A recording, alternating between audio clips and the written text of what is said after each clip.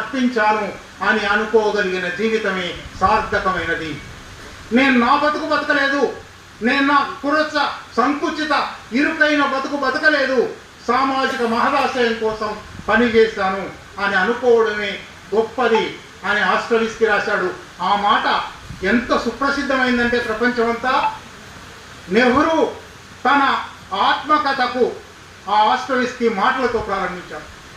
నేను అంటే నెహ్రూను కూడా ప్రభావితం చేసిన లాంటిది. ఈ నవలలో కూడా చిట్ట చివర 4 లైన్లు చదివి వినిపిస్తాను. ఆలస్యమైనప్పటికీ క్షమించాలి.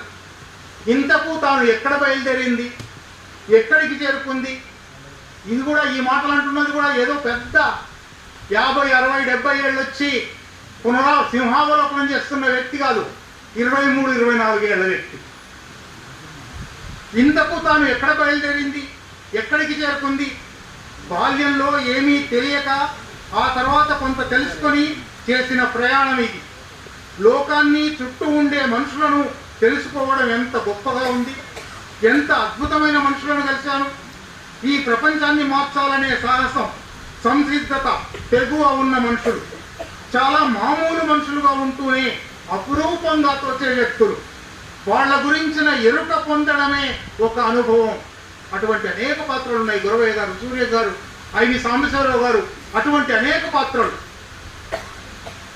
అటువంటి వాళ్ళ గురించిన ఎరుక పొందడమే ఒక అనుభవం. వాళ్ళంతా ఎక్కడెక్కడి నుంచి వచ్చారో, తనలాగే తనకంటే యథార్థ జీవితాల్లోంచి వచ్చారు. మానవాళి కోసం పరితపించేందుకు, దుఃఖించేందుకు, ఇతరుల కన్నీరు కలపోసుకునేందుకు ఇట్లా వచ్చి ఒక సమూహంగా మారారు. అందరూ మరోసారి గుర్తుకొచ్చారు. వాళ్లతో తను కలిసి నడిచిందో, వాళ్లే తనను నడిపించుకుని వెళ్ళారో. జీవితం అంటే ఏమిటో తెలుసుకోవడం అంటే ఇదే కదా. ఇప్పుడు ఆమెకు తాను చేసిన పనుల అర్థాలన్నీ స్ఫురించాయి. 8 ఏళ్ల పనే. ఆ తర్వాత ఆమె ఇంకా 40 ఏళ్ళు పనిచేసింది. కానీ ఆ 8 ఏళ్ల పనే ఇప్పుడు ఆమెకు తాను చేసిన పనుల అర్థాలన్నీ స్ఫురించాయి. సంతృప్తిగా తోచింది. ఒకంత గర్వం అనిపించింది. ఈ మనుషులే లేకపోతే, ఈ మాటలే లేకపోతే, ఈ పనులే చేయకపోతే తాను ఎక్కడ ఉండేది, ఏమైపోయేది?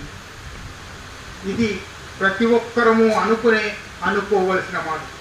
సరే, ఇది ఒక అంశం. రెండో అంశం ఇవాళ సందర్భానికి అవసరమైంది, ముఖ్యమైంది. అదొక్కటి చెప్పి ముగిస్తాను.